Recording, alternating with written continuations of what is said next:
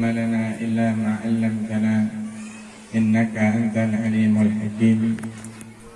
Sama-sama kita cintai para alimil ulama, para guru, para sesepuh hadir di tempat ini. Kita doakan mudah-mudahan guru-guru kita semua dipanjangkan umurnya oleh Allah, berikan sehat walafiat sehingga terus bisa membimbing kita ke jalan yang diridhai oleh Allah Subhanahu wa taala. Itu juga yang saya cintai, yang saya muliakan, para jamaah umat baginda Nabi besar Muhammad sallallahu alaihi wasallam, baik ikhwan maupun akhwat yang hadir di tempat ini, yang mudah-mudahan asbab maulid yang kita datang ke tempat ini untuk menyambung tali cinta kita kepada Rasulullah SAW, tidak pulang kita dari majelis yang mulia ini melainkan tambah cinta kita kepada Nabi Muhammad sallallahu alaihi wa alihi wa sahbihi wasallam. Dan mudah-mudahan seperti mana Allah kumpulkan kita bersama zuriyahnya Rasulullah SAW di tempat ini, Allah Subhanahu wa taala kumpulkan kita juga kelak di akhirat bersama para habaib, begitu juga para alimul ulama, bersama datuk-datuk beliau Kanjeng Sayyidina Muhammad sallallahu alaihi wa alihi wa sahbihi wasallam. Amin ya rabbal alamin. Para jamaah hadirin wal hadirat, ana mau tanya, ini mendung kira-kira terus? Betul? Basah? Gak apa-apa basah? Betul? Ya Allah, kita kalau baca sejarahnya Rasulullah, begitu cinta sama kita luar biasa. Sekarang gantian, buktiin cinta kita sama Rasulullah. Luar biasa. Belum lama kemarin di masjid maulid. Sekarang di sini maulid. Bahkan bukan cuma acara seperti itu, padahal 12 Rabiul Awalnya sudah lewat. Sudah hampir sebulan, 2 bulan yang lalu. Tapi kita masih mengadakan maulid Nabi besar Muhammad sallallahu alaihi wasallam. Bahkan orang Betawi luar biasa yang saya tahu, ternyata maulid Nabi dibaca bukan ketika maulid doang. Maulid Nabi juga dibaca. Saya mau tanya, coba orang sini, kalau orang sunatan, selamatan, bacanya baca apa? Orang nikah, kalau kawin lagi baca maulid ya? Orang masuk kerja, tasyakuran, baca maulid. Orang lunas motor, baca Masya Allah, ini bagaimana? Dikit-dikit maulid, dikit-dikit maulid. Bid'ah pakai kan nih? Ada yang ngomong dikit-dikit bid'ah. Hadirin jamaah sekalian, ini luar biasa. Ini adalah adat yang sangat luar biasa yang diadakan oleh orang-orang Betawi. Kenapa? Dengan asbab maulid, fa insyaallah hajat-hajat kita yang kita inginkan semua dikabul oleh Allah Subhanahu wa taala. Tempo-tempo zaman dulu atau banyak zaman sekarang bilang, kalau orang melihat rumah bagus, melihat mobil bagus, melihat motor bagus, bahasanya begini, udah diselawatin aja dulu. Betul apa enggak? Diselawatin maksudnya apa? Lihat kata Rasulullah SAW, man asurat alaihi hajatuhu, siapa orang yang sulit atasnya ialah keinginan-keinginan yang dia inginkan. Apa kata Rasulullah? Falyukthir minas salati wassalam alaiya, maka hendaknya orang tersebut memperbanyak baca salawat dan salam kepada Rasulullah sallallahu alaihi wasallam. Maju boleh maju. Tafadhal. Ya, silakan maju. Mudah-mudahan hujan yang turun jadi hujan rahmat. Ya Rabbal alamin. Yang sakit kena hujan jadi sehat. Ya Rabbal alamin. Kata Nabi begitu. Kalau orang punya hajat, hajatnya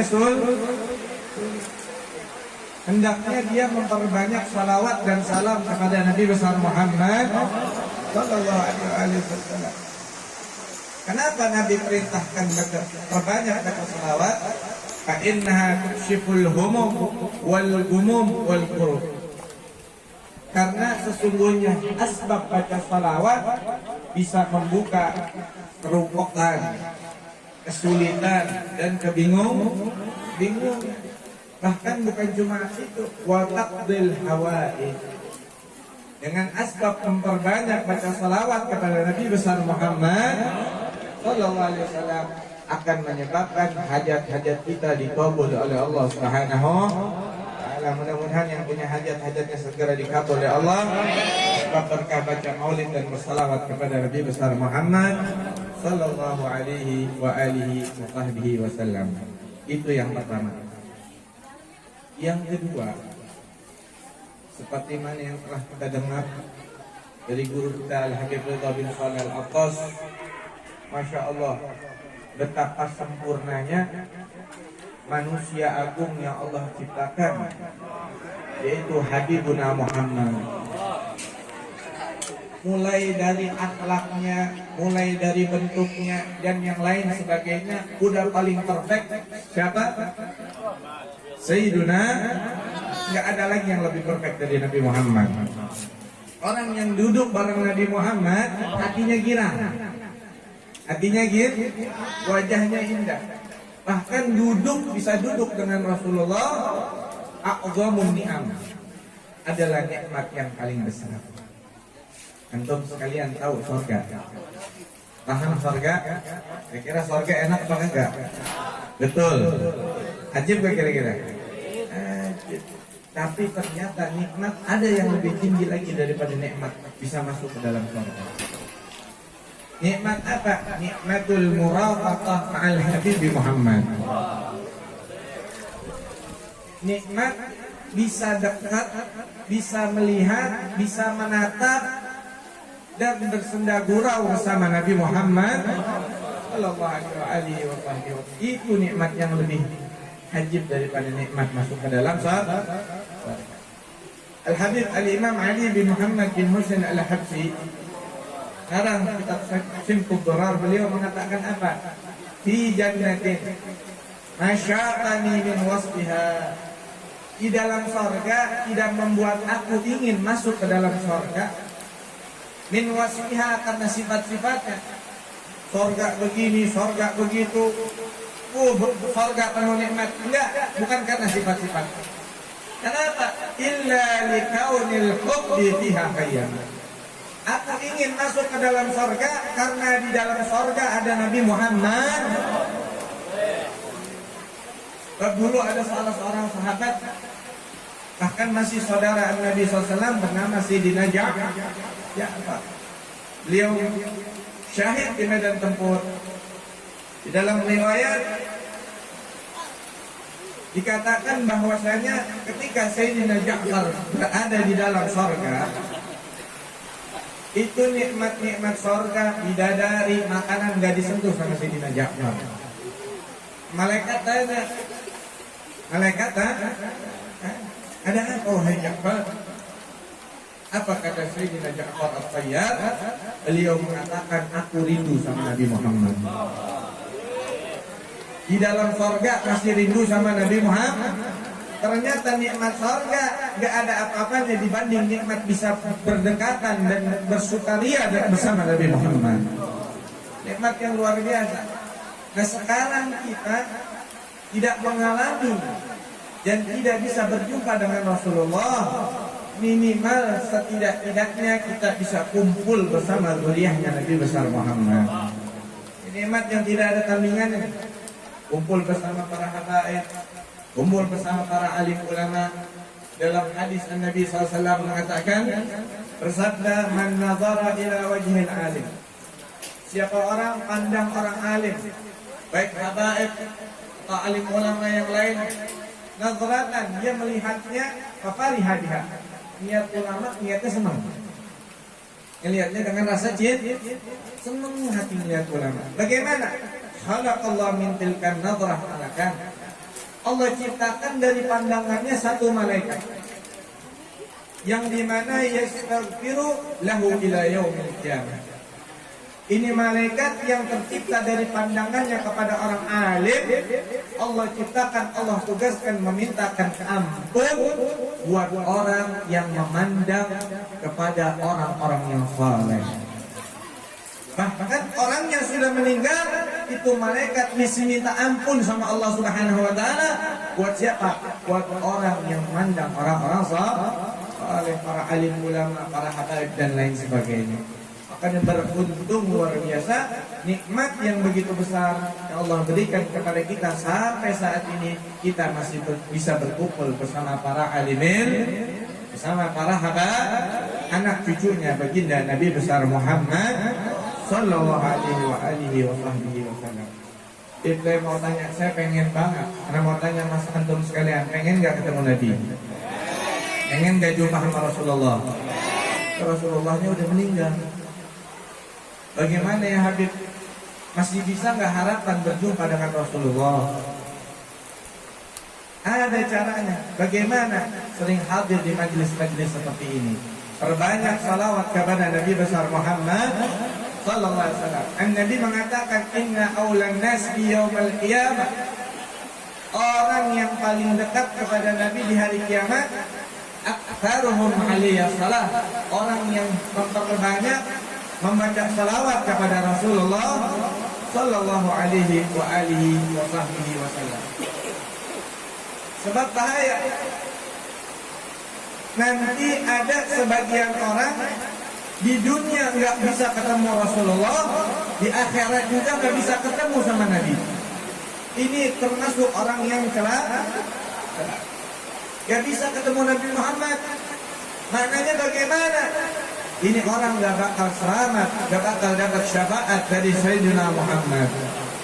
Al-Habib Al-Imam Abdullah bin Ali Al-Haddad beliau mengatakan di dalam kitab Nasaihud Diniyah tentang hadis Rasulullah SAW, lan yadkhula ahadun al-jannata bi'amalih. Seseorang hamba tidak akan bisa masuk ke dalam surga dengan sebab amalannya. Ibadahnya rajin, salatnya rajin, puasanya rajin, sedekahnya rajin, umrahnya berkali-kali, gak bakal bisa masuk ke dalam surga. Lalu dengan apa seseorang masuk ke dalam surga? Bukan dengan asbab ibadahnya yang banyak, melainkan dengan rahmat dari Allah Subhanahu. Lalu siapa rahmat Allah? Allah Subhanahu wa taala berfirman, illa rahmatan. Rahmat yang dimaksudkan tersebut yang bisa memasukkan seseorang ke dalam surganya Allah adalah baginda Sayyiduna wa Habibuna wa Maulana Muhammad sallallahu alaihi wa alihi. Maknanya orang ibadahnya banyak sekali pun gak bakal bisa masuk surga kalau gak dapat syafaatnya Nabi Muhammad. Makhumnya bagaimana? Orang kalau gak ketemu Nabi Muhammad gak bakal bisa masuk surga. Celaka, na'udzubillah, na'udzubillah min. Lalu siapa sih orang yang gak bisa ketemu sama Nabi? Beliau katakan la yara wajhi salasa. Tidak bisa melihat wajahku ialah 3 golongan. Jangan sampai kita ada nih daripada satu daripada yang 3 golongan. Yang pertama siapa nggak bisa melihat wajah Nabi? Aqun lil walidain. Orang yang durhaka sama kedua orang tua. Makanya bil khusus anak muda, karena sering sampaikan di majelis-majelis. Ketika antum mau pergi taklim, mau pergi majelis ilmu, mau pergi ke tempat-tempat yang baik, jangan lupa musafahah sama ente punya orang tua. Cium tangannya. Izin ya Umi, anas adhab ila majalis ilm. Masih ada Umi, cium tangan sama Umi. Ada Abah, cium tangan sama Abah. Izin untuk pergi ke majelis-majelis yang baik, jangan ngelanang-lanang. Sebab ada kisah bahwasanya dulu ada orang saleh masyhur, ilmunya luar biasa. Ini orang saleh pengen pergi haji, Sama uminya kagak dikasih. Nanti jangan tahun ini, tahun depan gitu uminya. Ini orang saleh gak dengerin apa kata uminya. Akhirnya dia pergi tanpa membawa ridho orang tua. Perginya buat pergi haji. Begitu beliau di setengah perjalanan, beliau orang soleh tersebut iktikaf di dalam masjid beristirahat. Begitu beristirahat di daerah tersebut, orang sekampung lagi rame, lagi ngejar maling. Nah itu maling perginya ke arah walhasil itu maling hilang. Orang-orang yang ngejar maling melihat di dalam masjid ada orang lagi sholat lagi etika. Akhirnya rame-rame ada provokatornya bilang, wah jangan-jangan ini malingnya pura-pura sholat. Akhirnya itu ulama diseret, bahkan di dalam riwayat tangannya dipotong, kakinya dipotong, matanya dicopot, diarak-arak.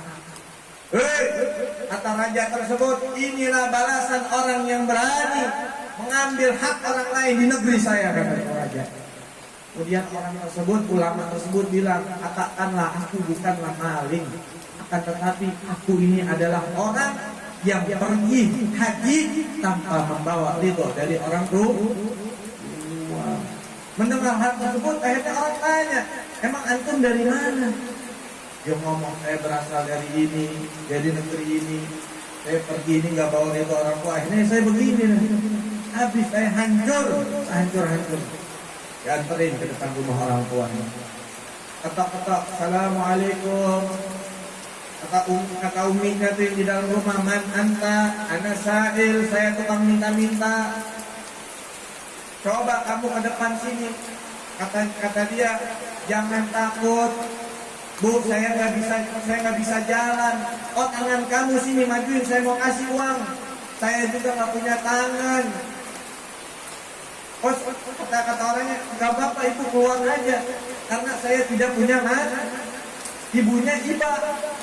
Kirain tukang minta benar, nggak punya kaki, nggak punya tangan, nggak punya hanya keluar. Begitu keluar nangis ibu uminya. Kenapa? Karena ternyata orang yang minta-minta adalah anaknya sendiri. Itu saya mau tanya, celaka nggak kira-kira tuh?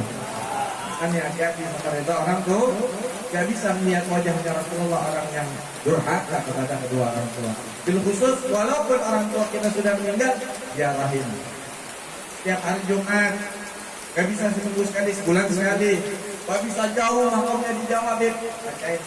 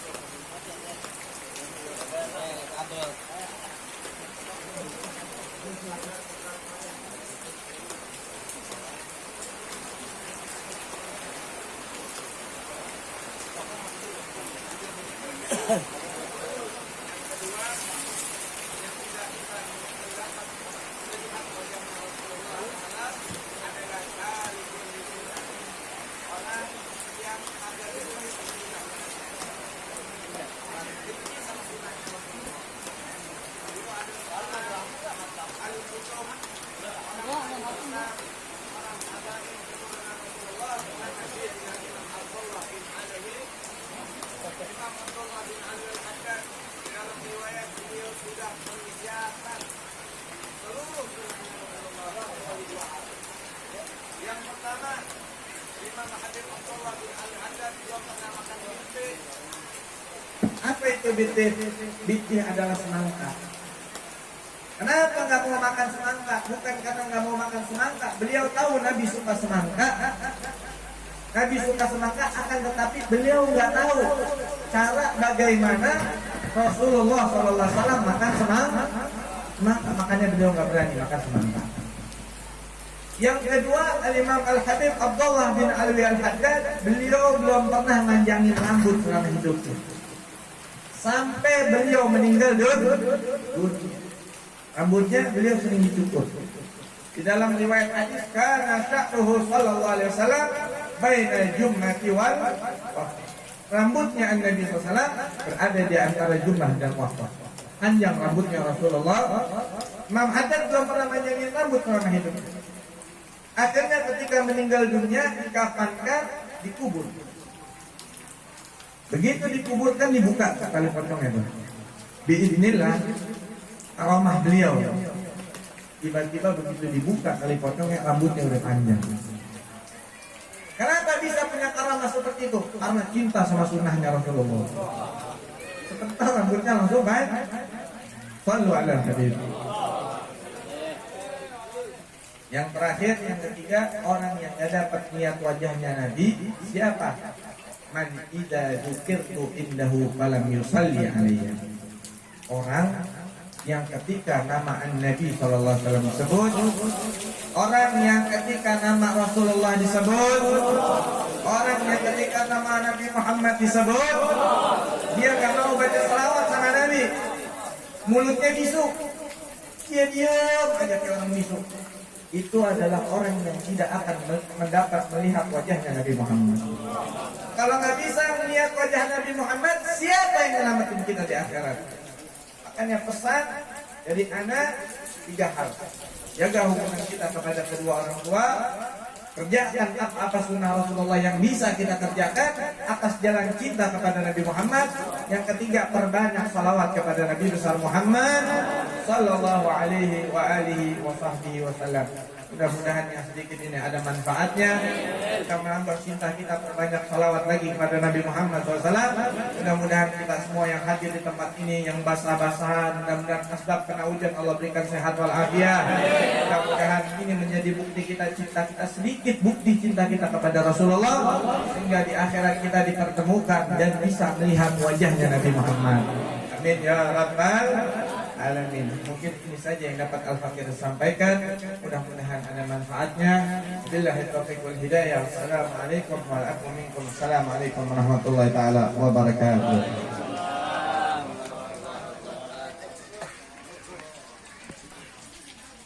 افتح باب رحمة الله حدانا ما في علم الله صلاة وسلاما دائمين بدوام ملك الله وعلى آله وصحبه وسلم.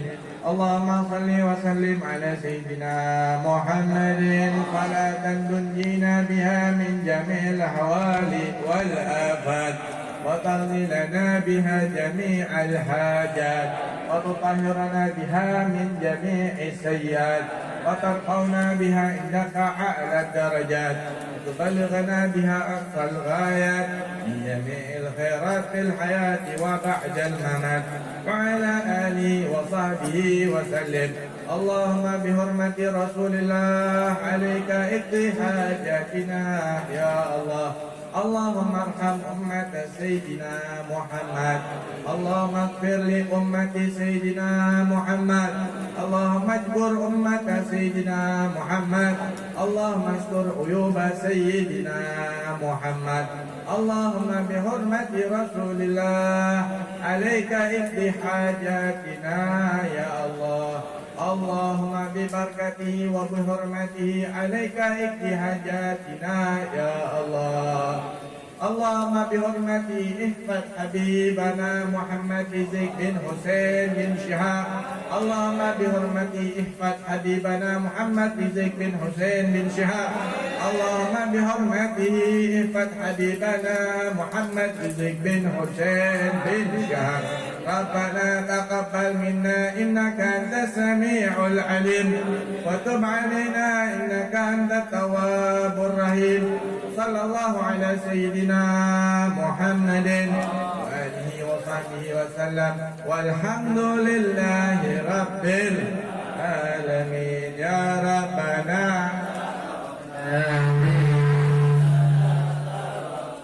وأننا أطلقنا على لظى ربنا فتب علينا توبة تغسل توبة واستر لنا العورات وآمن الروات واغفر لوالدينا